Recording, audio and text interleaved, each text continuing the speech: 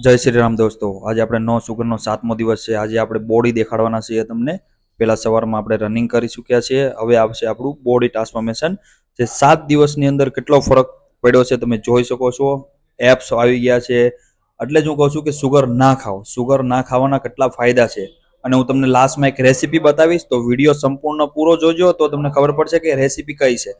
જે વેજીટેરિયન છે એની માટે બેસ્ટ રેસીપી છે। જે રેસીપી તમે ફોલો કરશો તો તમને ખબર પડી જશે। અને મારું ફેટ લોસ કેટલું થયું છે એક જ અઠવાડિયામાં, એ તમારે કમ્પ્લીટ જોવું હોય તો તમને ખબર છે કે આપણે ક્યાં જવું પડશે, પહેલા વિડીયોમાં।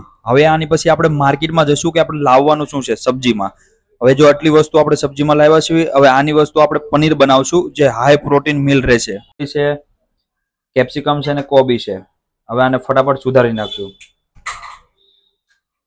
પેન મૂકી દીધો છે, એની પછી 1 ચમચ દેશી ઘી। પહેલા નાખશું આપણે કાંદા, હવે નાખશું આપણે કેપ્સિકમ, પછી નાખશું ટમાટર, એની પછી નાખશું આપણે ગાજર। કાંદા થોડા બ્રાઉન થવા માંડ્યા છે, ટમેટા, મીઠું સ્વાદ અનુસાર। હવે નાખશું આપણે હળદર, ધાણા જીરું, સ્વાદ અનુસાર તીખું મરચું।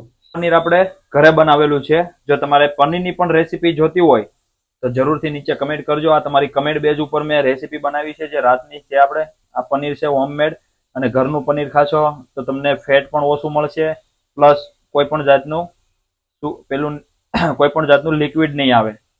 પનીર રેસીપી બનીને તૈયાર થઈ ગઈ છે। જો તમારે ફેટ લોસ કરવું હોય, એપ્સ લાવવા છે, તો આ જ વસ્તુ તમારે ખાવી પડશે। કેમ કે વેજીટેરિયન છો તો, નોન વેજીટેરિયન હોય તો તમે અંડા ને એવું બધું તમે ખાઈ શકો છો। એની પણ તમારે ડાયટ જોતી તો નીચે કમેન્ટ જરૂર કરજો।